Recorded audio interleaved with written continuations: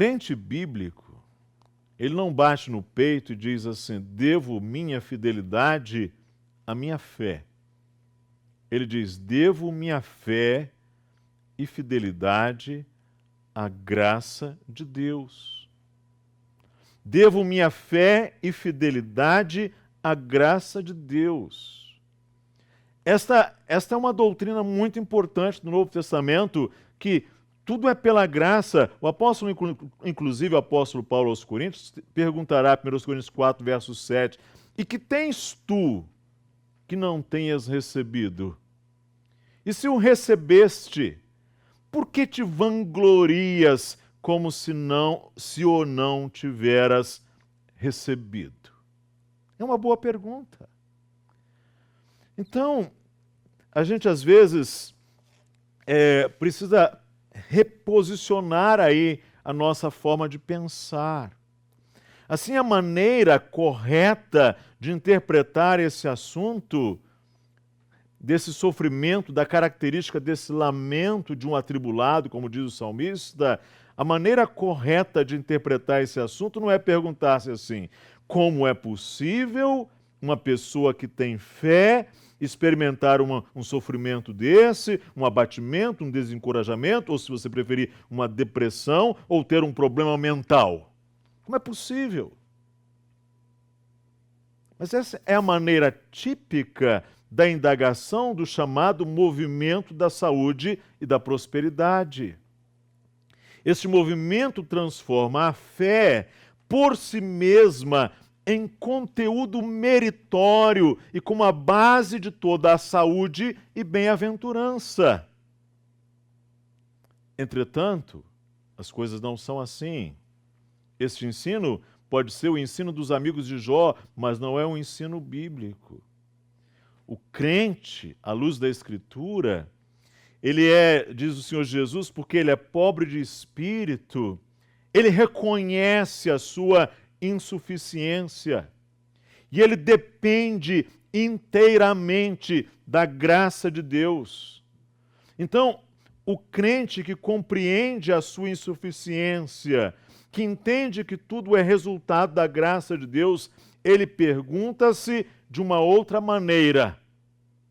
A pergunta que ele faz é a seguinte: como é possível o ser humano pecador, apartado de Deus, separado de Deus, debaixo da influência deste mundo cruel? E se você acha que o mundo não exerce influência, você não entendeu ainda a realidade da palavra bíblica mundo.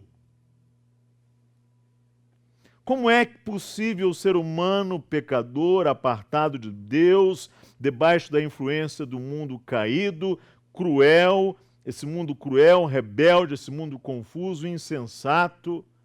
Como é possível esse ser humano debaixo das inclinações da sua natureza caída, chamada carne? Como é possível esse ser humano pecador, ainda debaixo das poderosas influências do maligno, porque a fé cristã crê no maligno? Então, como é possível este ser humano, nessas condições todas, ainda vir a crer e ainda vir a conservar a sua sanidade mental? Porque a mente do homem não foi criada para ser autônoma. Segundo a teologia bíblica, a mente humana foi criada para viver em tel-referência, para referenciar-se pela mente de Deus. Agora, apartada de Deus, como é possível essa mente conservar a sua sanidade?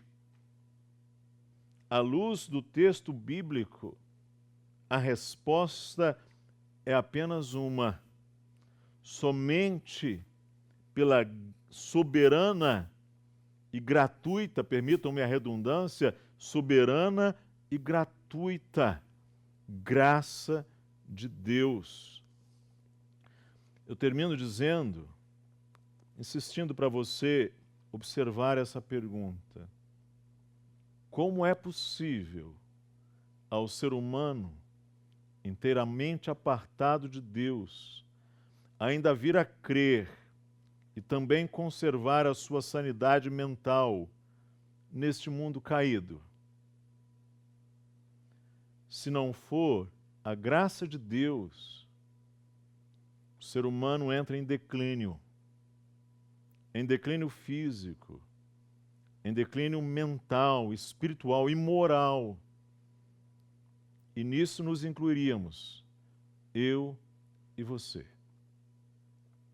De fato, não é porque nós somos fortes, é porque o Senhor, por sua graça, é forte. E Ele nos sustenta. Ele interpõe a sua graça. E cada dia que nós vivemos neste mundo aqui, com saúde, com lucidez, com sobriedade, com fé, isso não é uma virtude natural, resultado da nossa força, resultado da nossa valentia maior do que do Sansão. Não. Isto é resultado da bondade, da graça de Deus. E quando nós percebemos isto, a nossa leitura e interpretação de problemas como esse de Emã, ou de Jó, ou de Asaf, ou de Jeremias, ou de Abacuque, ou de Cristo no Getsêmane, e de outros, ou de o apóstolo Paulo, quando escreve aos Coríntios, nós começamos a perceber a colocar que a bem-aventurança, as coisas boas que desfrutamos, são fruto da graça de Deus. E até a fé que temos é também expressão da graça de Deus para conosco. Isso nos dá mais empatia, mais sensibilidade, mais realismo e mais gratidão.